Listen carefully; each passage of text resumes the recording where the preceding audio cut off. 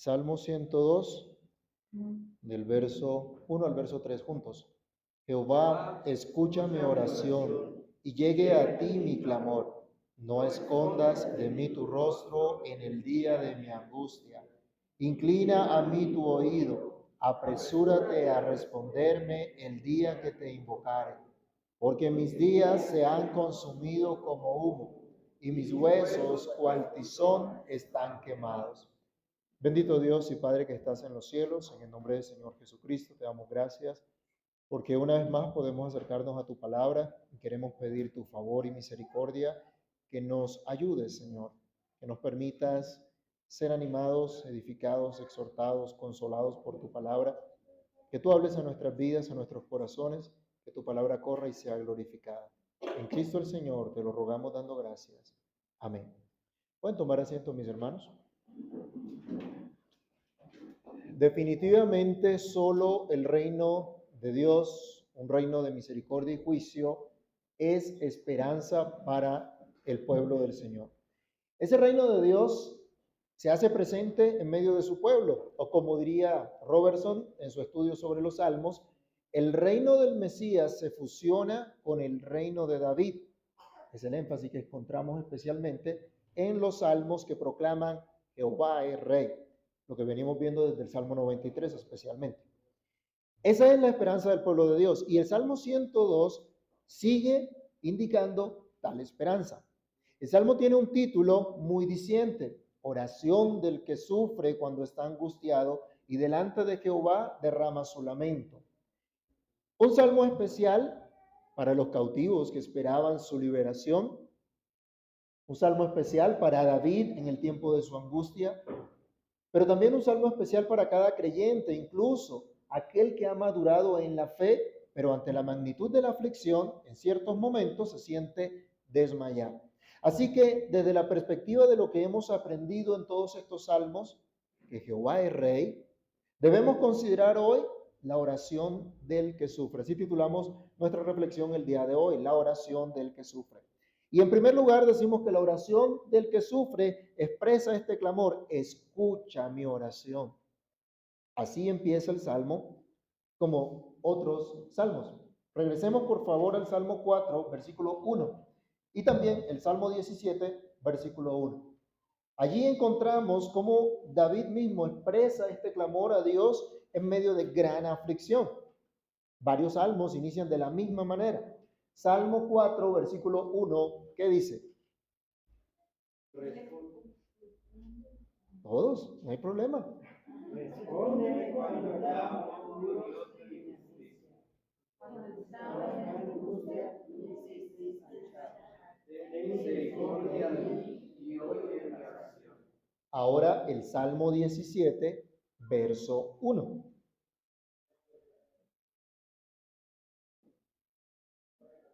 Oye, oh Jehová, una causa justa, está atento a mi clamor. Escucha mi oración hecha de labios sin engaño. Así que el Salmo 102 parece haber sido escrito también por David, aunque en el título no diga. Si este es el caso, es muy apropiado observar que este hombre, el rey David, fue creciendo en su conocimiento, en el amor de Dios, en la fidelidad de Dios. Incluso siendo rey, se vio enfrentado a situaciones que le hacían desfallecer. Lo leíamos, ¿no?, en la liturgia, en el segundo libro de Samuel, cuando Absalón se subleva contra él. Pero siempre se nos presenta en la Biblia a un hombre, así como usted y como yo, pecador, pero que elevaba su oración a Dios. Vemos a un hombre que ora, que constantemente va a la presencia del Señor, en ferviente, en insistente oración. Los versículos 1 y 2 que leíamos al principio de nuestro salmo nos muestran esta oración ferviente, nos muestran esta oración persistente, esta oración insistente.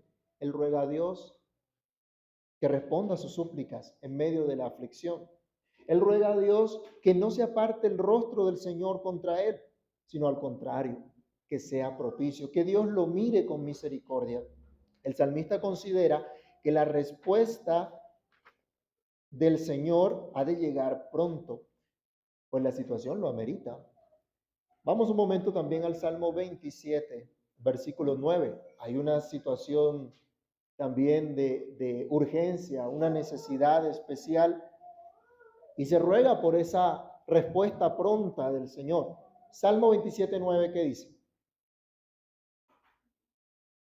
No escondas tu rostro de mí, no apartes con ira a tu siervo, mi ayuda ha sido. No me dejes ni me desampares, Dios de mi salvación. Yo les pregunto, ¿cuándo Dios ha desamparado a su pueblo? Nunca, ¿cierto? Pero miren el clamor, miren la expresión. ¿Será que David era un incrédulo? ¿Será que estaba dudando del Señor? Bueno, hay situaciones bien complejas, bien difíciles. Pero presenta su oración, está mostrando cuán grande es su necesidad y de esta manera presenta su oración a Dios. Podemos tener una fe que ha madurado, pero esto no quiere decir que ya sea perfecta. El Señor sigue trabajando en nosotros, sigue moldeándonos, sigue enseñándonos a confiar en Él, sigue cumpliendo su propósito en cada uno de nosotros, propósito que a veces no comprendemos. El pueblo del Señor se ve afectado por muchas tribulaciones y aunque sabe que puede confiar en el Señor, no por eso deja ni debe dejar de orar ferviente e insistentemente como lo hizo David. Como seguramente lo hicieron también aquellos que fueron llevados cautivos lejos de su tierra y esperaban su restauración. Este salmo también nos insta a decir, llenos de esperanza, Jehová, escucha mi oración y llegue a ti mi clamor. En medio de mucho dolor, de mucha soledad, miremos del verso 3 al verso 7 del Salmo 102, nos dice, porque mis días se han consumido como humo, y mis huesos cual tizón se han quemado. Mi corazón está herido y seco como la hierba, por lo cual me olvido de comer mi pan. Por la voz de mi gemido, mis huesos se han pegado a mi carne. Soy semejante al pelícano del desierto. Soy como el búho de las soledades. Velo y soy como el pájaro solitario sobre el tejado. Estos versículos describen la magnitud del dolor, la soledad que experimentaba el salmista, pero pudiéramos decir no solo el salmista, sino que en cierto modo también era lo que experimentaba el pueblo de Dios. Recuerden cuando el pueblo fue deportado, fue llevado cautivo, todo el dolor, la aflicción que sufrieron hasta que Dios los restauró. Es muy gráfico en las comparaciones que hace, pero esta manera de ser gráfica, esta manera gráfica de describir su dolor precisamente quiere ilustrar, quiere transmitir lo sombrío, lo doloroso del tiempo que le había tocado vivir. Al punto que él da la impresión que su vida estaba desperdiciada, que su vida no tenía sentido ante tanto sufrimiento. Bueno, yo creo que no tengo que aquí decir, levante la mano el que se ha sentido así, porque creo que cada uno en su momento ha pasado por esa situación también, y el que no lo ha hecho, a su tiempo pasará por esa condición. Un comentarista nos ayuda diciendo que este es a menudo el sentimiento en la prueba. Y sin embargo, en la prueba, un hombre puede ser más útil, puede hacer más para lograr los verdaderos fines de la vida, puede hacer más para ilustrar el poder y la excelencia de la religión, de lo que hizo en los días de prosperidad. Pero por momentos, el pueblo de Dios, el creyente fiel en particular, se encuentra absorto por completo en sus problemas y olvida o descuida incluso las cosas diarias, elementales de la vida. David decía, por ejemplo, el comer. Dejaba de comer. ¿Han visto personas que por el estrés, por la angustia, la depresión, el problema que tiene, dejan hasta de comer? ¿No? Eso es terrible. Si ustedes lo observan, se dan cuenta, son unas actitudes comunes que se dan cuando la gente está totalmente absorta en sus problemas. Parece que el salmista, por algún tiempo, tuvo esto. El salmista presenta un cuadro también de desgaste físico que era muy evidente. Algo similar a lo que vivió Job. Vayamos a Job capítulo 19, versículo 20. A ver qué nos dice. Job 19, 20. Miren hasta dónde llegó el desgaste de Job.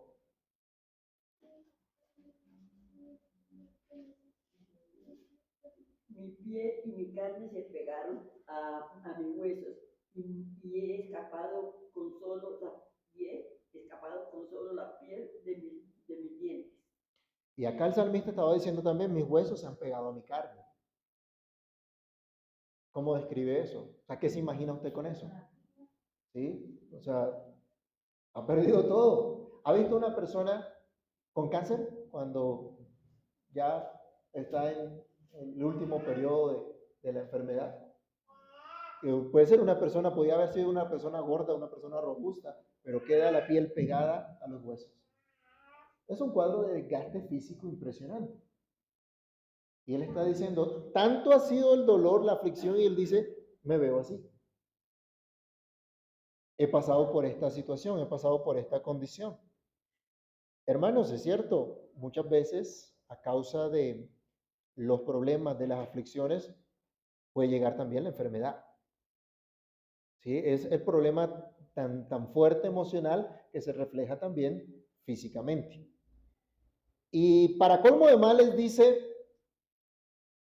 estoy solo y estoy lleno de melancolía.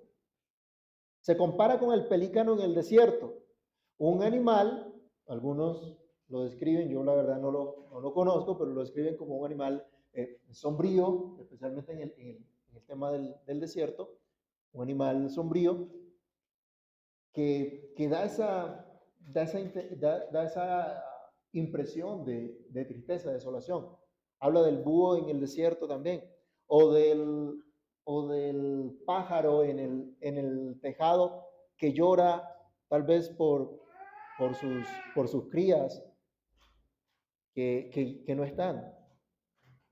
Él coloca un cuadro de melancolía, un cuadro de soledad, coloca un cuadro de desvelo. Él dice, me la paso en vela, no puedo dormir, no puedo pegar los ojos, no puedo conciliar el sueño. Nos está hablando de una condición física, emocional muy, muy desgastante. ¿Qué hacemos nosotros en esa situación? ¿Qué hizo el salmista en esa situación?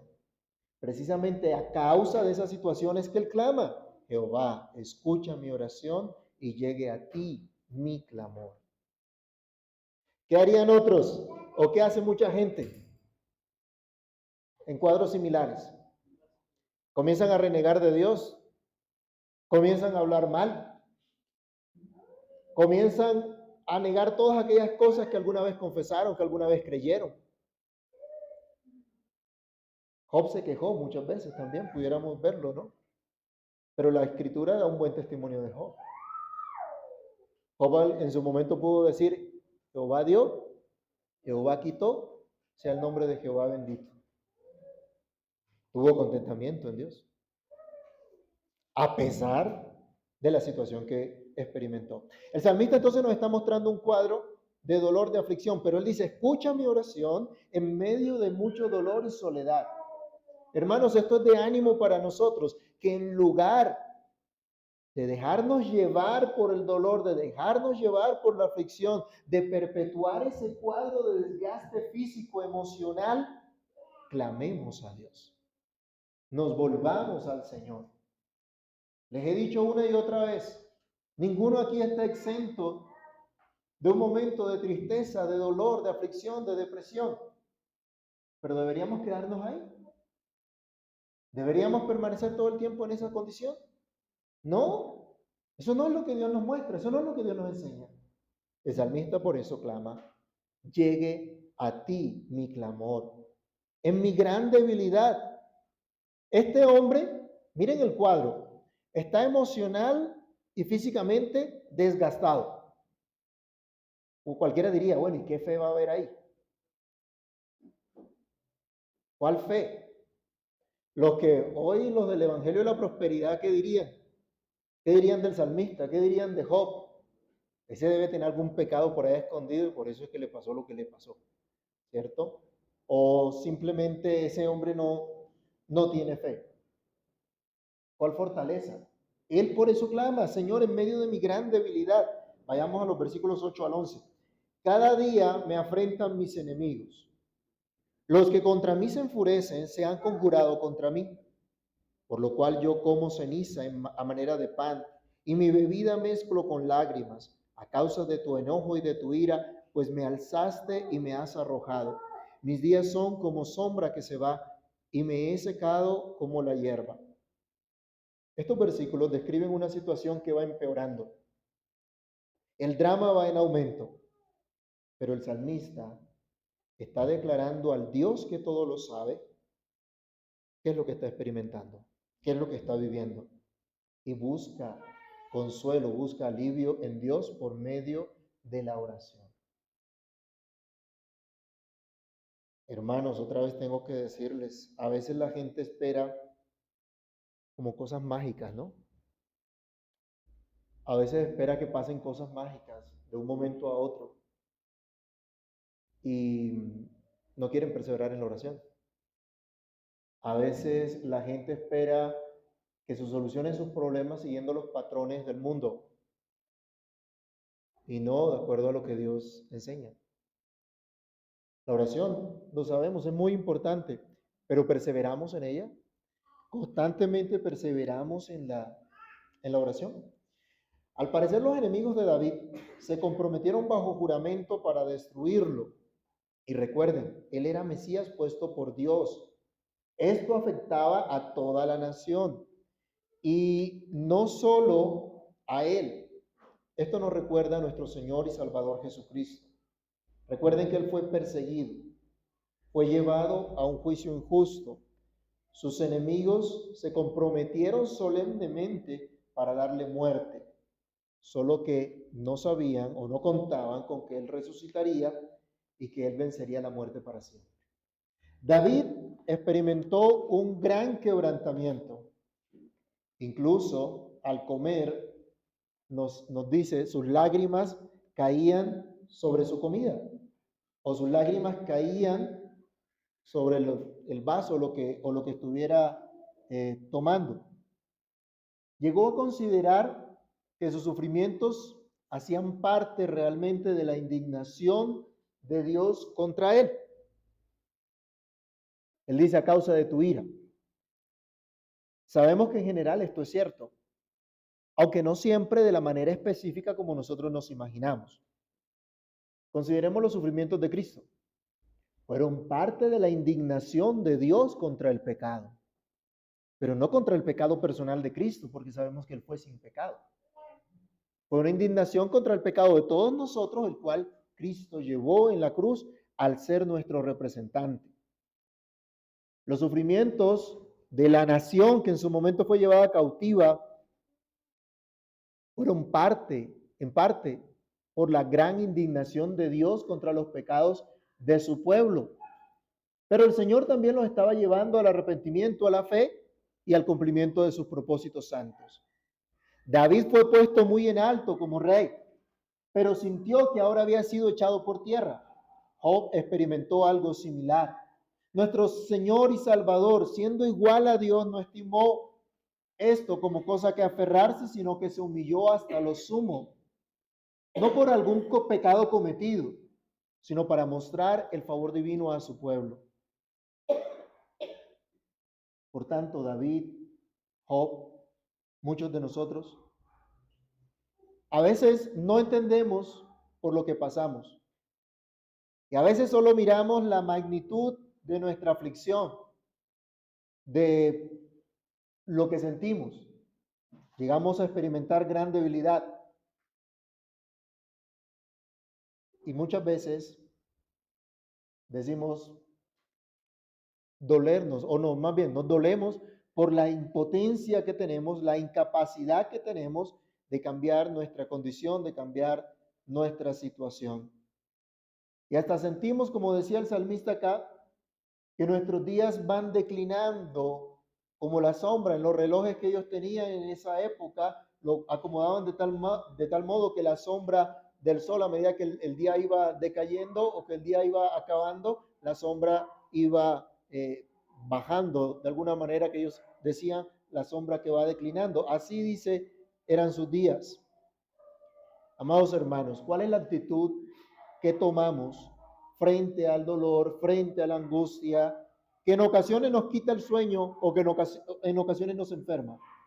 ¿Qué actitud tomamos cuando las circunstancias parecen más fuertes que nosotros y hasta sentimos que nuestra vida se desgasta más y más? El salmista oraba fervientemente, oraba insistentemente: escucha mi oración. La oración del que sufre encuentra consuelo al decirle a Dios: tú permaneces para siempre. Ese es nuestro segundo punto. Vayamos al versículo número 12. Mas tú, Jehová, permanecerás para siempre, y tu misericordia de generación en generación. Matthew Henry nos enseña: somos criaturas moribundas, pero Dios es Dios eterno, protector de su iglesia. Podemos tener confianza que no será destruida. Efectivamente, hermanos, saber que Dios es eterno es de gran consuelo para la iglesia en todos los tiempos. Lo fue para David, lo fue para los cautivos en Babilonia, lo fue para los perseguidos en el primer siglo o para los encarcelados en los tiempos de la Inquisición, pero también para la iglesia de hoy. De generación en generación, dice el salmista. Nuestros días pasan como sombra, lo decía Moisés ya en el Salmo 91.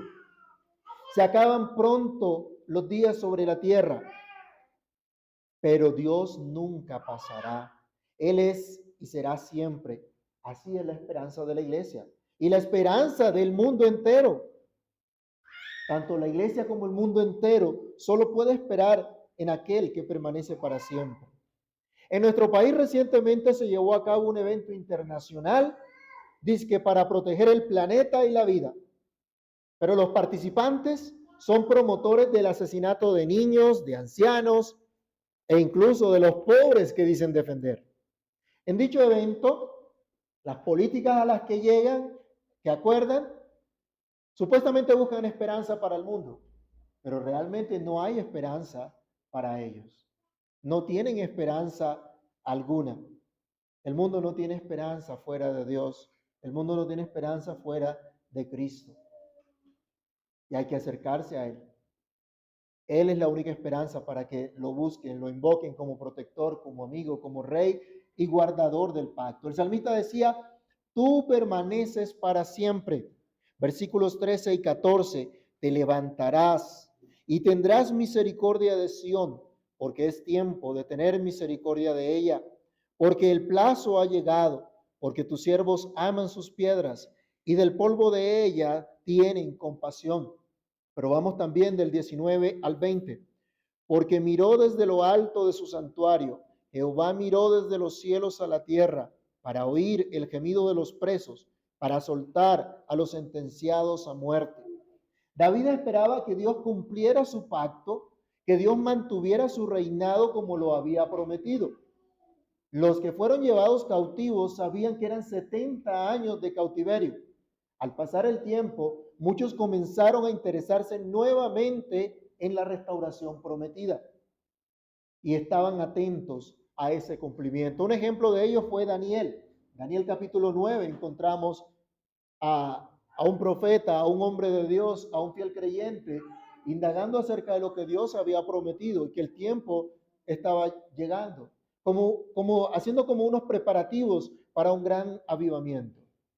En la historia de la iglesia ha habido periodos en los que Dios ha querido dar un despertar, colocando en su pueblo el interés por la restauración del honor de Dios en medio de su pueblo que ha experimentado apatía, frialdad, y Dios lo ha estado moviendo a regresar a las sendas antiguas, al primer amor, como dice la Escritura, cosa que, si recordamos, celebrábamos hace poco de la Reforma Protestante. Fue una época en la que Dios trajo ese gran despertar. Así se apresura la venida del Señor, cumpliendo la gran comisión y orando también: ven, Señor Jesús. Aquí vemos que la oración del que sufre se adelanta también a la respuesta del Señor. Es una oración llena de fe. Espera por fe en la gran misericordia de Dios a favor de su pueblo. Espera en el carácter de Dios. Sabe que así como Dios miró la aflicción de los suyos en el pasado. ¿Se acuerdan cuando Dios sacó al pueblo de Egipto? ¿Qué fue lo que le dijo a Moisés cuando lo llamó? Que él había escuchado el clamor de su pueblo y había venido para librarlos. Así que la fe del que sufre, la oración del que sufre es una oración de fe que espera en el carácter de Dios. Dios ha librado antes a su pueblo, Dios no ha cambiado. Así que también tiene el poder, la misericordia, la gracia, la disposición de salvar a su pueblo en el presente. Entonces los sentenciados a muerte ahora viven, los cautivos son restaurados. Parte de esto ya lo vivimos, pues ya se nos dio vida juntamente con Cristo. Ya fuimos librados de la esclavitud y de la cautividad del pecado. Y un día será destruido por completo el cuerpo de pecado y la muerte no tendrá más poder sobre nosotros. Mientras tanto, podemos estar seguros que Dios permanece para siempre, que Dios estará de continuo haciendo misericordia a su pueblo y con ello magnificando su nombre entre las naciones. Esto era lo que quería el salmista, esto era lo que buscaba. Veamos versículos 15 al 18. Entonces las naciones temerán el nombre de Jehová y todos los reyes de la tierra su gloria, por cuanto Jehová habrá edificado a Sión, y en su gloria será visto. Habrá considerado la oración de los desvalidos, y no habrá desechado el ruego de ellos. Se escribirá esto para la generación venidera, y el pueblo que está por nacer alabará a Jehová. Los que vieron a David restaurado en el trono luego de la sublevación de su hijo Absalón, vieron que la promesa de Dios era firme. Las naciones de alrededor de Judea tuvieron el testimonio del favor de Dios por su pueblo, con el regreso también de los cautivos, cuando regresan de Babilonia. Tenían que entender que Dios realmente estaba en control de todo, que Dios era realmente el que gobernaba todas las naciones.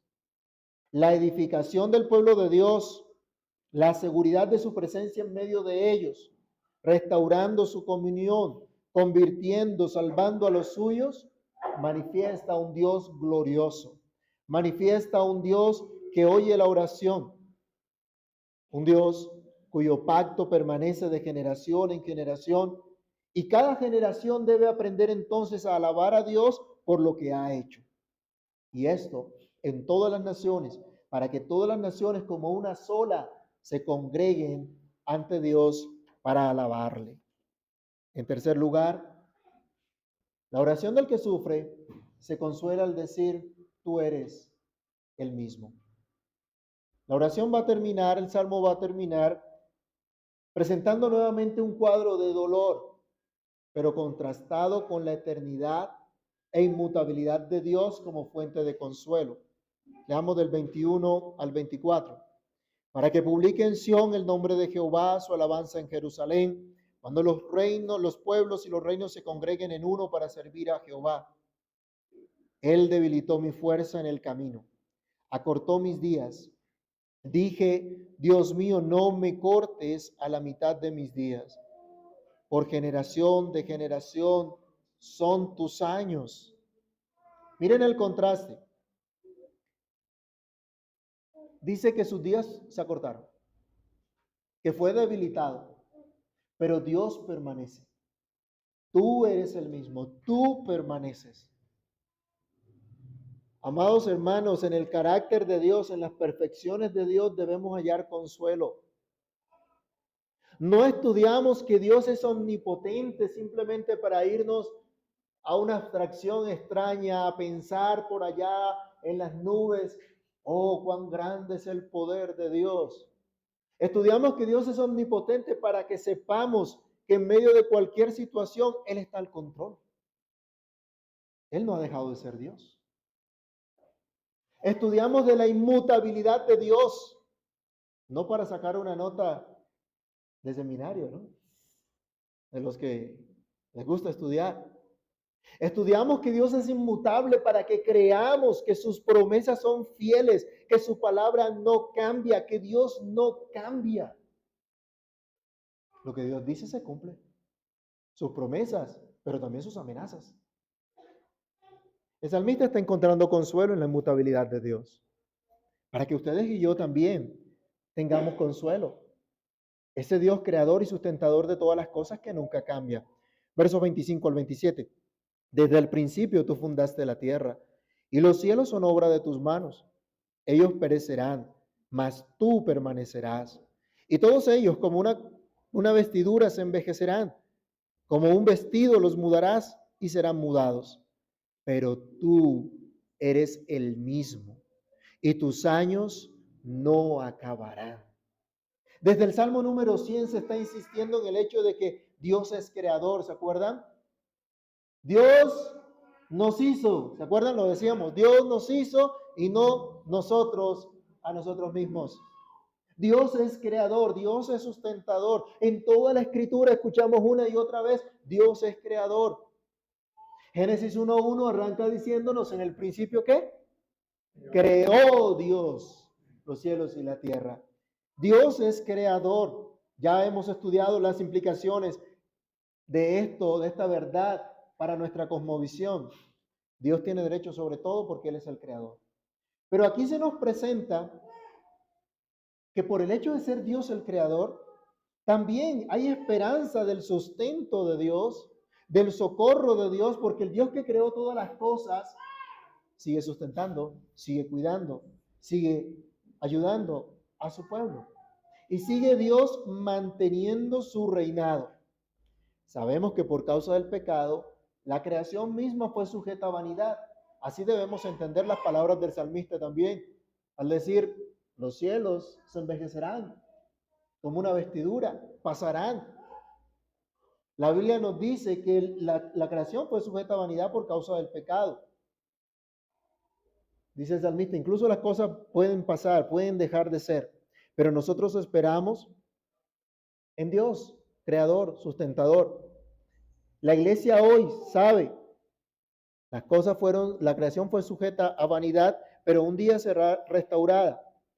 Serán restauradas todas las cosas como una nueva creación, como nos enseña el apóstol Pablo allá en Romanos. Pero se resalta aquí que Dios es el mismo. El Dios que creó todas las cosas, el Dios que sustenta todas las cosas, es el mismo. Y por ser Dios el mismo, es la esperanza eterna de su pueblo. El salmista encuentra consuelo en que Dios es el mismo, ayer, hoy, por los siglos. Es el mismo Rey eterno. Como Dios no cambia, la promesa de estabilidad de su reino puede ser creída razonablemente. No hay lugar a dudas. Aquí el comentarista inspirado en el libro de los Hebreos ve en estos versículos que tal estabilidad se da en el reino de Cristo solamente. Y como explica Robertson, se fusiona aquí el trono de David con el trono de Dios en la persona del Mesías. Vayamos un momento a Hebreos capítulo 1 para leer los versículos 10 al 12. El autor de Hebreos está diciendo, de esto se ha dicho del Hijo de Dios, de Jesucristo. Hebreos capítulo 1 y leamos del verso 10 al verso 12.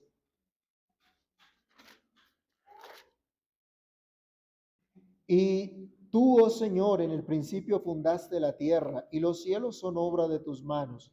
Ellos perecerán, mas tú permaneces. Y todos ellos envejecerán como una vestidura, y como un vestido los envolverás y serán mudados. Pero tú eres el mismo, y tus años no acabarán. El autor de Hebreos ve que se habla esto con respecto a Cristo, con respecto al reino de Cristo. Él es el Rey eterno. Así que la promesa que Dios había hecho a David, que su reino permanecería para siempre, realmente era una promesa para todo el pueblo de Dios. Promesa que se cumple en Cristo solamente. Así, la oración del que sufre haya consuelo en la inmutabilidad de Dios, en la eterna estabilidad de su reino, en su eterno poder. en su carácter que nunca cambia, porque Dios es fiel a su pacto.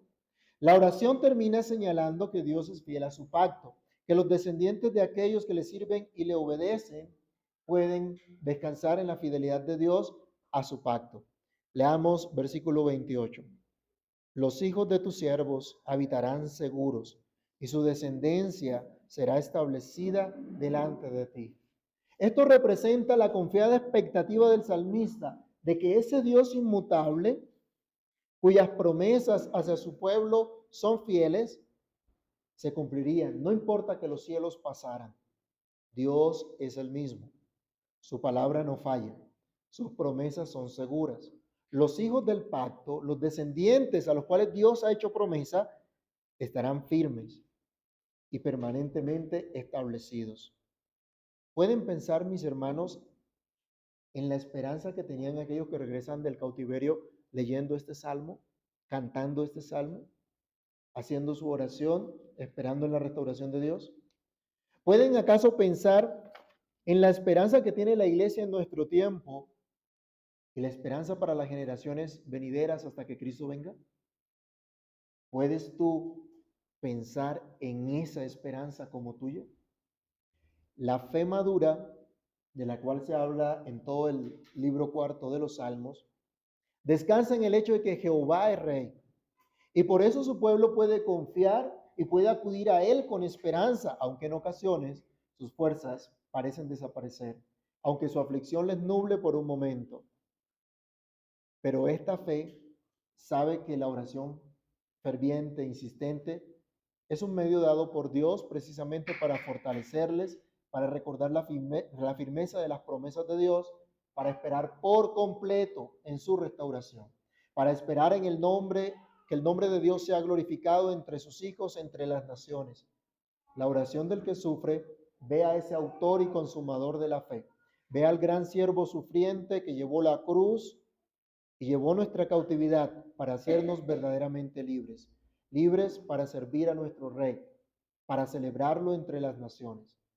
Quiera Dios que no sigamos absortos en nuestros propios problemas, sino que busquemos el beneficio de todo el pueblo del Señor, como oraba el salmista. Que salgamos del estado de perplejidad y esperemos con tal confianza la misericordia y la fidelidad del Dios vivo y verdadero a favor de su pueblo. Quiera Dios que nos interesemos más y más por su reino, que nos interesemos más por su obra, que disfrutemos de un despertar que traiga honor y exaltación al nombre de nuestro Rey. Oremos. Amantísimo Dios y Padre que estás en los cielos, en el nombre del Señor Jesucristo te damos gracias por tu inmensa bondad para con nosotros, por tu misericordia al recordarnos que tú eres el mismo. Para siempre, Señor, eres Dios vivo, verdadero. Para siempre tu promesa es fiel. Para siempre tu iglesia puede confiar y esperar en ti. Oh Dios, ayúdanos. Ayúdanos a presentar nuestras oraciones delante de ti constantemente. Ayúdanos a no desfallecer. Ayúdanos, Padre Celestial, para que en medio de cualquiera que sea nuestra condición, permanentemente busquemos tu rostro. Si en tu providencia, Señor, permites el sufrimiento también en nuestras vidas, danos gozo, consuelo en ti, y que como el salmista, nuestro deseo sea buscar tu presencia, buscar tu rostro, llevar nuestro clamor ante ti. Señor, no permitas que sigamos enfocados en nuestros propios problemas, sino que entendamos el llamado que nos haces como parte de tu iglesia, de tu pueblo. Ayúdanos, por favor. Ayúdanos, Señor, a crecer de verdad en ti, en tu gracia. Ayúdanos a madurar en la fe, a buscar que tu nombre sea enaltecido, que tu nombre sea glorificado, a confiar por completo en que tú eres Rey y ese reino permanece para siempre. En ese reino podemos estar seguros, podemos estar confiados. Gracias por tu obra de bondad, de misericordia para con todos nosotros. Por medio de Jesucristo, oramos, te damos gracias. Amén.